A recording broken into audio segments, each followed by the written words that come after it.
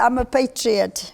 I love this country, and I will not allow anybody to mess up my country. That's where I come from.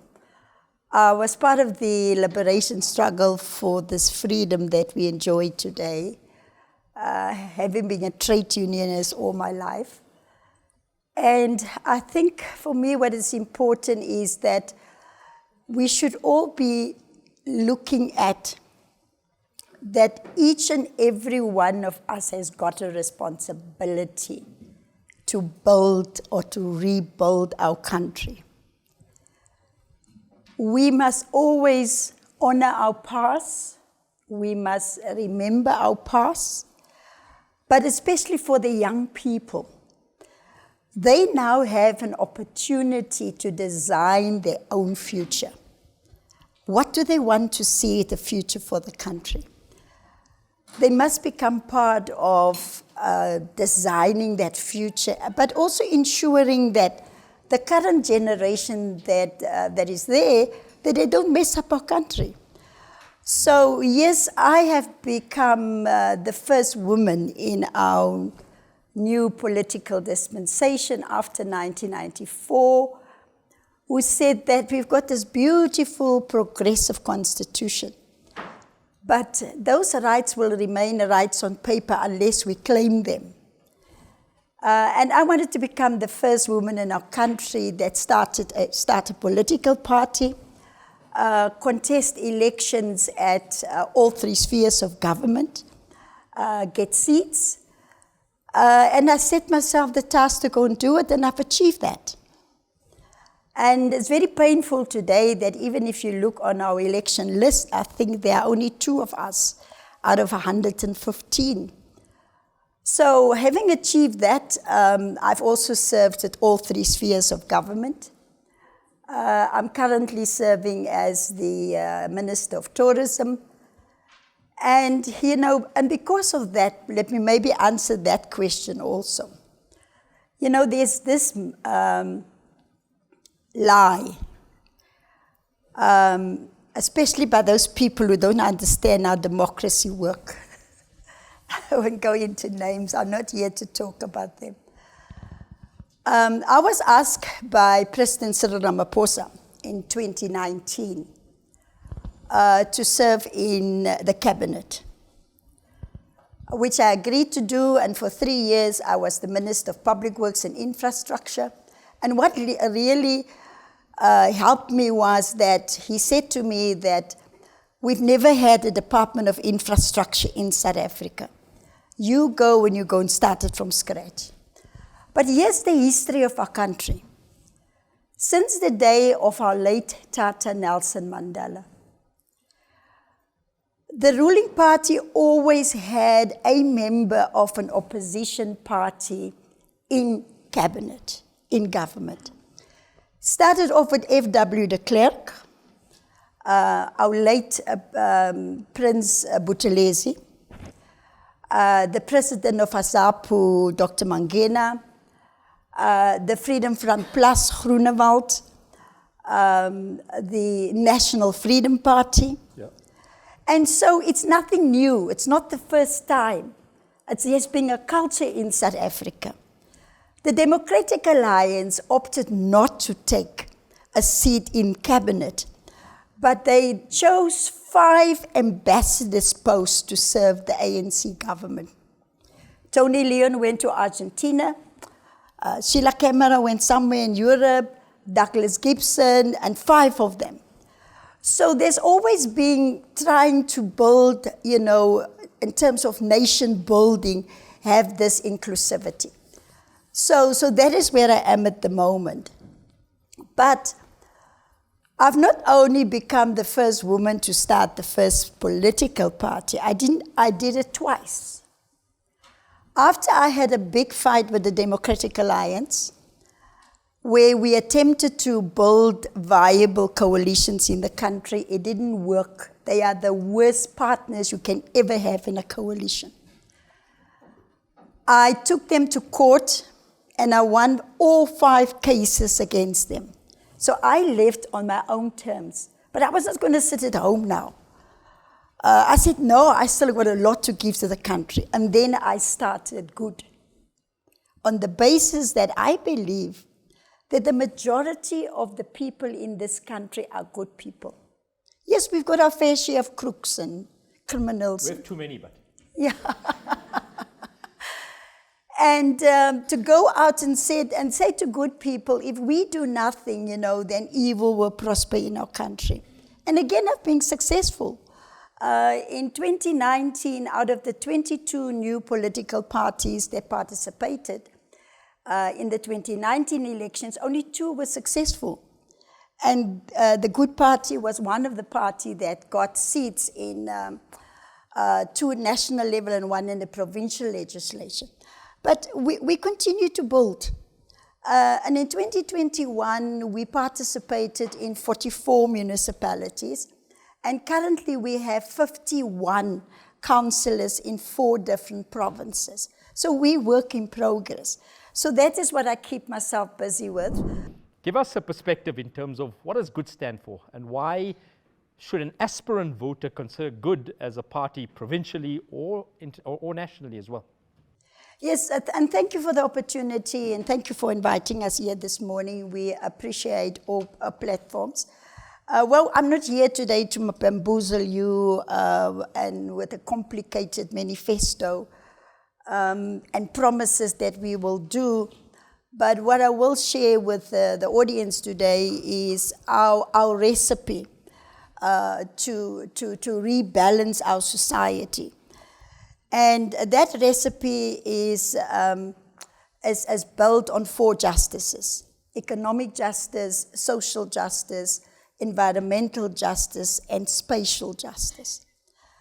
So we are not part of the choir in this country that says nothing has changed. It's a damn lie. We know that many things have changed in our country. We've removed some of those apartheid laws. If you look at the census of 2023 by Stats SA, it shows you that many more people have got access to services and all of that. But here's the big but. We could have done better 30 years later. And then we also examine why we have failed not to do better and do much better. So I'm also not even going to go through the speech. So what we are saying is good. We must deal with the unfinished business.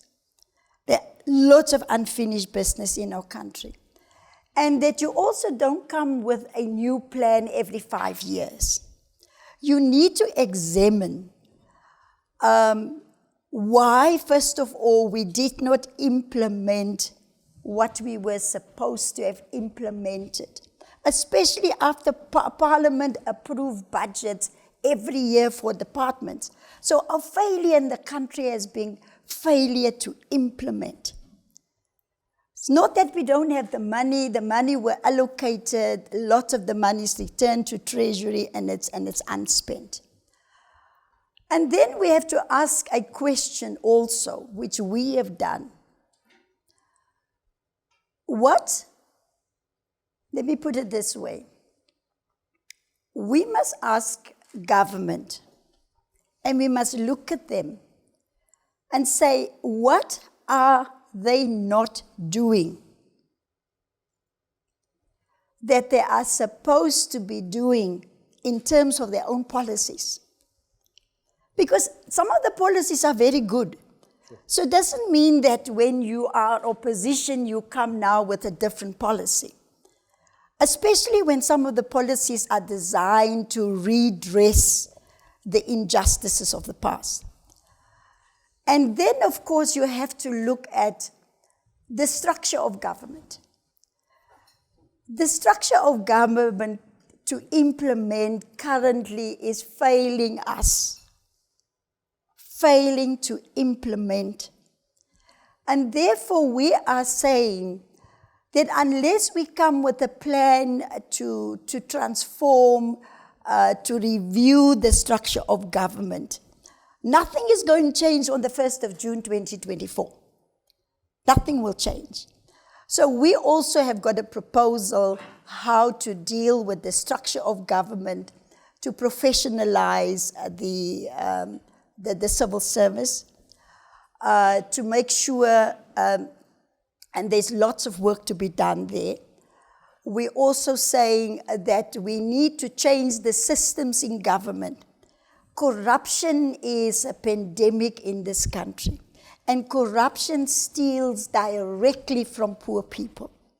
So we need to redesign government to put systems in place that can prevent and detect corruption.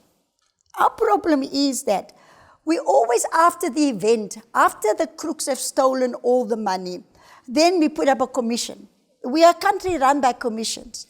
If you look at the Zondo Commission, we spent 1 billion rand after the event to go and find out what happened, what went wrong there.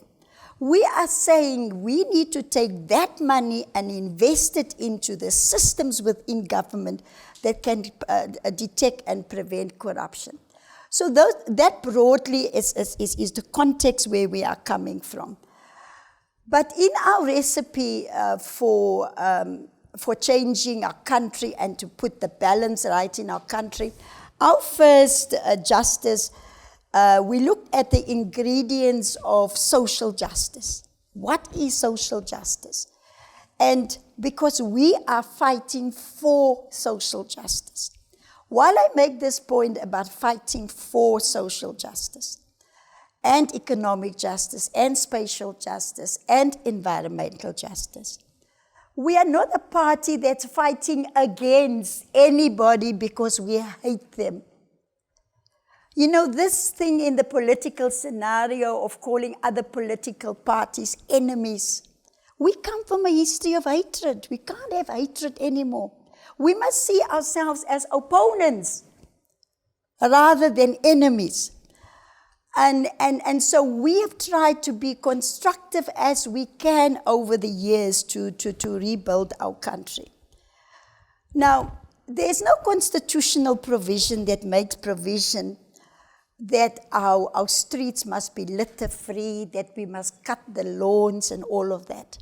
But if you look at the imbalance, certain sectors of our society as spotlessly clean up.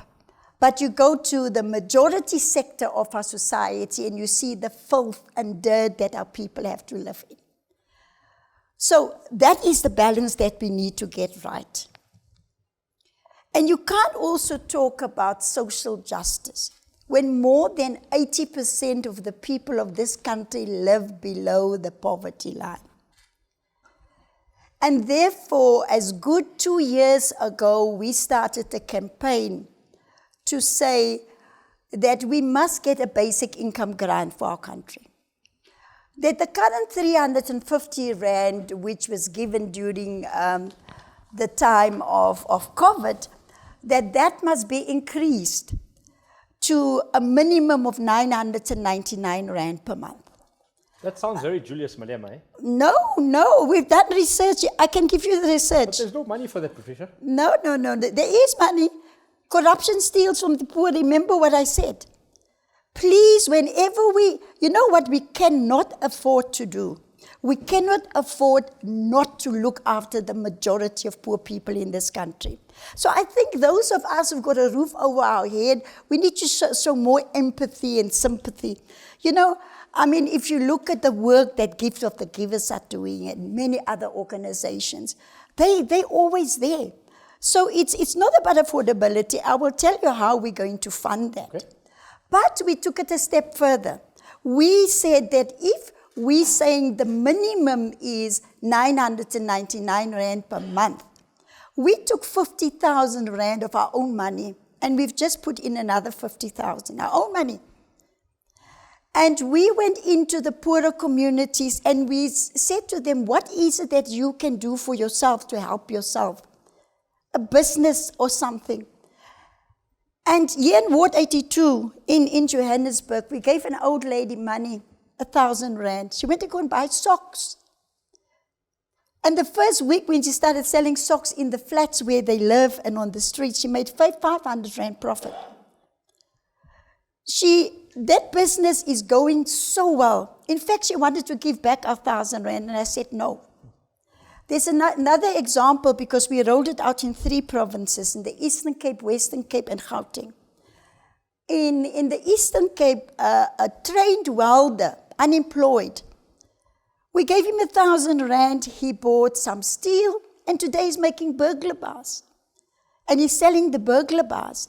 So we are saying that if government can scale up this program, and we create hundreds of these micro businesses, it can help the poor. The poor don't want grants. The poor don't want grants. They want to work and do things for themselves.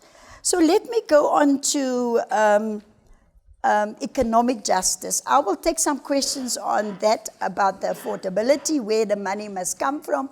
Everybody's asked us that question. Where's the money going to come from? They don't say what we are proposing as less than 2% of our total budget. Because we must get the balance right. We can't forget about our poor people. We will never have social justice. Those rich ones living in this country who are complaining the most. They're complaining the most. But they still have got solar panels on their roof and gated communities and all of that. We must look after the poor. And I don't make any apology for that. But then also under social justice, all of these rights in Chapter 2 of the Bill of Rights. Again, we see that, and the Constitution protects the rights of women and marginalized communities, including the LGBTQI plus community. But still we see, or anybody that's named other. But still we see the increase of gender-based violence in our country. And women and children are murdered and raped all the time. Again, 2 years ago, we took 300,000 rand of our own money, and we started a campaign to mobilize women, to say to the women in our campaign, it's still running. Because with women's rights, it shouldn't just be in the month of August. It should be every day of the year. And in the campaign, we said to women, speak up, don't shut up. And it worked. Even within our own party, 2 senior leaders is gone. Yeah. Because we have encouraged our own members to speak up. So I think we have the tools to bring about social justice. It's all in our Constitution. We must just use it. Let me briefly deal with economic justice. Now, when it comes to economic justice, it's a very, very tall order because of the unequal society that we live in. So obviously there's a role for both the private sector and the public sector to build this developmental state that we always talk about. So the state has got the resources to lead the economic recovery of our country. And also because 80% of the jobs is being created by the private sector. But from the state, we are also creating jobs. You've seen the Presidential Public Employment Program, the Extended Public Works Program, the Community Works Programs. We have to reevaluate those programs because are they there to create jobs, or is it just a mechanism for poverty alleviation? And we say that we need to bring all of those programs together. They are not very efficient.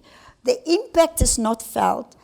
Bring all of those programs together and start an urban management program whereby while people are working, they are trained and they are given a skill. So that must be the role of the state. And then, of course, we're also saying, in terms of the urban management program, what it is that they can do, cleaning the street, fixing the fences. Lots of our towns and our cities are very run down. Then if I can turn quickly to spatial justice. We have not dealt with apartheid spatial planning in the 30 years of our democracy. The indictment on all of us, all three spheres of government, is that we continued the apartheid spatial planning by even taking our people further and further away from opportunities. So, apartheid spatial planning, and again here, I talk out of experience because I have done it when I was the mayor of the city of Cape Town for 8 years. And by the way, that was my fallout with the DA, because they didn't like me to bring people of color closer to the city and integrate people into the city. So the apartheid spatial planning must be dealt with, and we can do it. We can prioritize well-located housing, subsidized housing, closer to work opportunities. Currently, poor people spend 40% of that little income just to travel to work. So we have to have a transport system. Now, we can't move all of those communities immediately from where they are right now, from Soweto or from Langa or Guguletu, no. But the least what we can do is to mitigate their suffering by having an affordable public transport system so that they don't have to pay all of this money. Then, of course, in terms of dealing with apartheid spatial planning, we are saying that public land must be used for public good.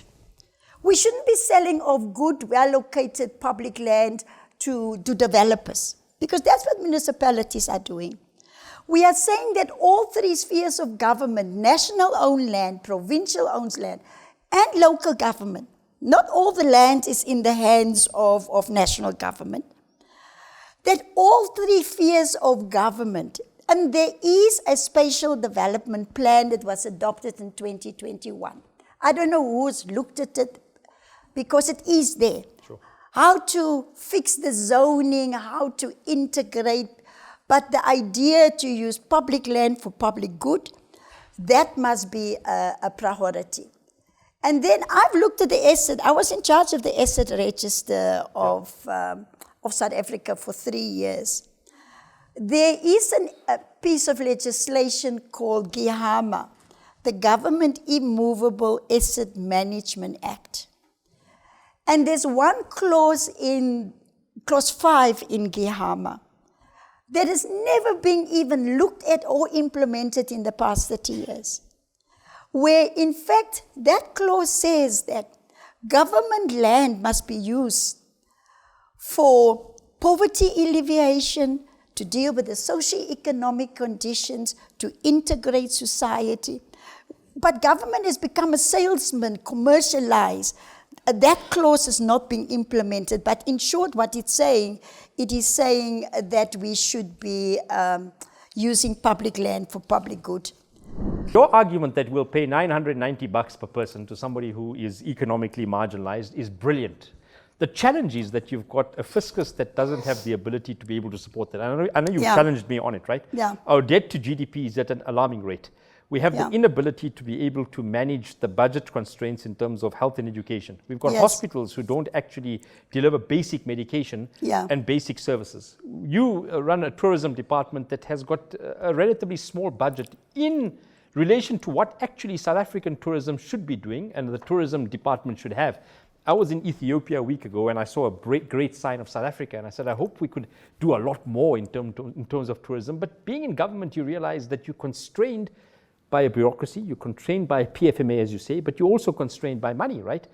And the challenge in South Africa, despite what Edward Kieswetter has done in collecting an alarming rate of tax, which is great, is unfortunately we've got a reducing or shrinking tax base and an increasing dependence on the state.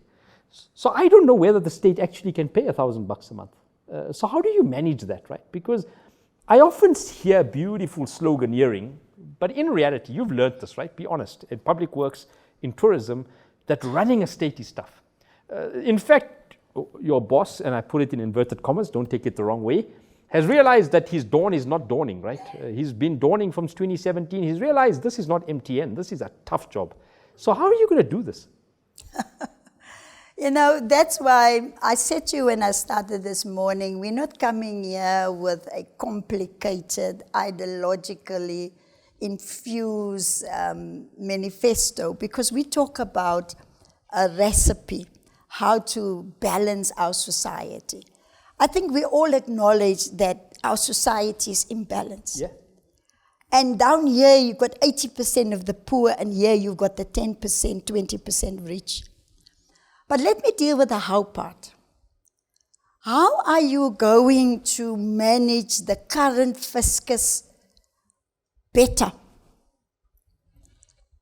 And again, it comes to implementation. The first thing that we need to do, and believe me, I've seen government budgets, we need to go back to zero-based budgeting. Because you know what happened over the past 30 years? Every year they just added CPI and inflation. So in that budget now, it's so bloated with vanity stuff, with unnecessary stuff. Talking about tourism, when we, in the last financial year, when we were going into a deficit already, even before the end of the financial year, we all had to make a contribution to get us out of the red. And I went to go look into the tourism budget. And I was able to take out 86 million rand of projects that were in that budget, vanity projects, that's not even part of the annual performance plan. Wow. That's why we're saying the restructuring of government is so important. So that's what you do. The second one, if you listen to what we are saying to put systems in place that can detect and prevent corruption, corruption steals directly from the poor. At least 500 billion rand goes wasted over 3 years in this country. That money could have gone to the poor. And then we also say, let's look at the existing poverty alleviation projects. I was in charge of EPWP. Yeah. It's about almost 5 billion rand a year. But you know what happened in EPWP? A government department gets an allocation of 2 billion for EPWP purposes, which is to create temporary jobs for poverty alleviation. That government department go and appoint an implementing agent, like the Independent Development Trust or DBSA, and they take at least 10 to 15% out of that 2 billion. Then the NGOs must now actually implement the program. The NGOs also take a fee for implementing and monitoring the program. By the time you get to the actual spend of that 2 billion, you almost left with just about 1 billion to create jobs with. Then also the people, the EPWP is less than the minimum wage. That is what I started fighting for, to make EPWP the same as the minimum wage. The minimum wage is 3,500. EPWP is something like 17 rand an hour. So the efficiencies in the existing programs, you review that, and you cut out all of those middlemen and agencies where all the money is going to. So we believe that you can also free a lot of money there. But the question should be asked up front.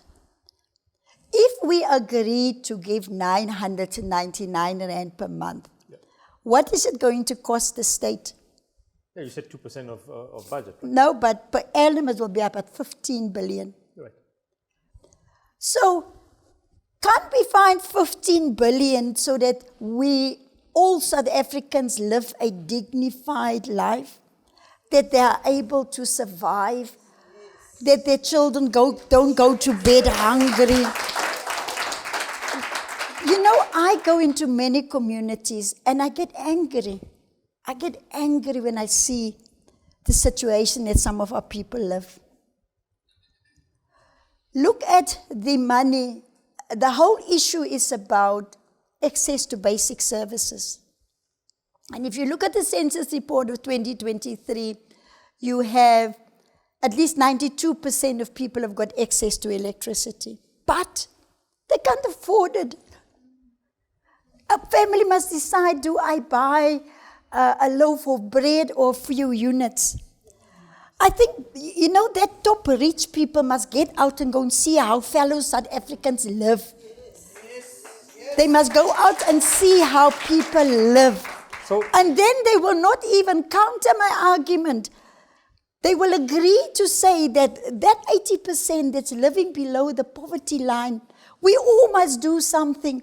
You know, look at the private sector. They have got what they call corporate social responsibility. They just give that money to make them feel good. And then write it into the annual report, corporate social responsibility. We all need to do more. Because my big fight every day is that, yes, we've got this new democracy. But there are just a few people who are tasting the fruits of our new democracy. The rich got richer and the poor got poorer. And my struggle and my fight until you put me 6 foot there below the ground will be to make sure that we expand the base so that more people taste the fruits of our new democracy. People must read. We don't read, it's very easy to read something on social media and form an opinion. They must go and read. My track record is clear in this country. It is absolutely clear. You talk about tourism. Since I took over tourism more than a year ago, when I landed in tourism, the first 2 weeks, what do I find on my desk? The Tottenham Hotspurs deal. Yeah. 1 billion rand. I left everything. I said, this I'm dealing with first. Within 2 weeks, I dissolved the board.